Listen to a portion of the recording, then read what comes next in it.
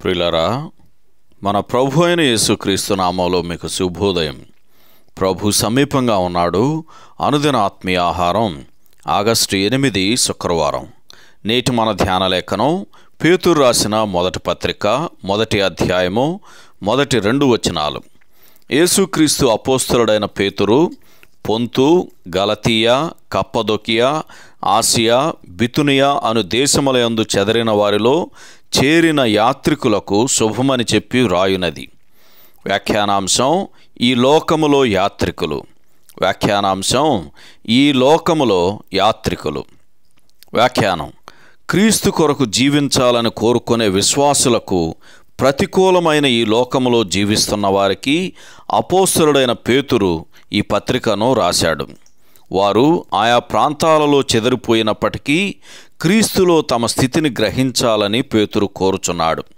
పేతురు వారిని యాత్రికులు అని పిలుస్తున్నాడు. అంటే వారు ఈ లోకములో ప్రయాణిస్తున్నప్పటికీ లోకానికి చెందినవారు కారు. వారికి ఇక్కడ స్థిర నివాసము లేదు గాని కేవలం వారు పరదేశులుగా ఉన్నారు. వారి పౌరస్థితి పరలోకమందున్నదని వారు గ్రహించి ఈ పౌరసత్వాన్ని మొదటిదిగా ఎంచాలి అని ఫిలిప్పీలకు రాసిన పత్రిక 3వ అధ్యాయము 20వ వచనంలో చదువుతాం. వారు రోమా సామ్రాజ్య పౌరులు కావచ్చు, కానీ వారు నిజంగా దేవుని యాత్రికులు, ఆత్మ సంబంధంగా పరదేశులు. హెబ్రీయులకు రాసిన పత్రిక 11వ అధ్యాయము 10వ వచనంలో రాయబడినట్లు, ఏలయనగా దేవుడు దేనికి శిల్పియు నిర్మాణకుడునై ఉన్నాడో పునాదులు గల ఆ పట్టణము కొరకు వారు ఎదురు చూస్తున్నారు. దీని ఉద్దేశము వారి భూ సంబంధమైన పౌరసత్వానికి 2వ ప్రాధాన్యత మాత్రమే. వారు తమంతట తాము తాత్కాలికంగా విదేశీ వాతావరణంలో జీవిస్తున్నట్లు భావించాలి అని పేతురు రాసిన మొదటి పత్రిక 2వ అధ్యాయము 11-12 వచనాల్లో చూస్తాం. వారు నివసిస్తున్న ఈ ప్రతికూలమైన లోకమును విడిచి ఒక ఆశ్రమంలో ఒంటరిగా ఉండమని, ఈ లోకము నుండి దూరంగా వెళ్ళమని పేతురు వారికి చెప్పలేదు. దానికి బదులుగా సాతానును ఎదిరించేందుకు వారిని బలపరిచి ప్రోత్సహించే బోధనతో వారిని భద్రపరచాలనేది అతని కోరిక.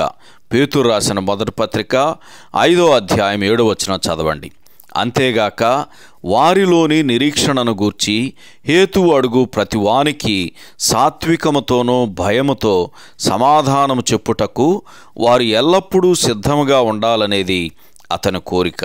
పేతురు రాసిన మొదటి పత్రిక 3వ అధ్యాయము 15వ వచనం చదవండి.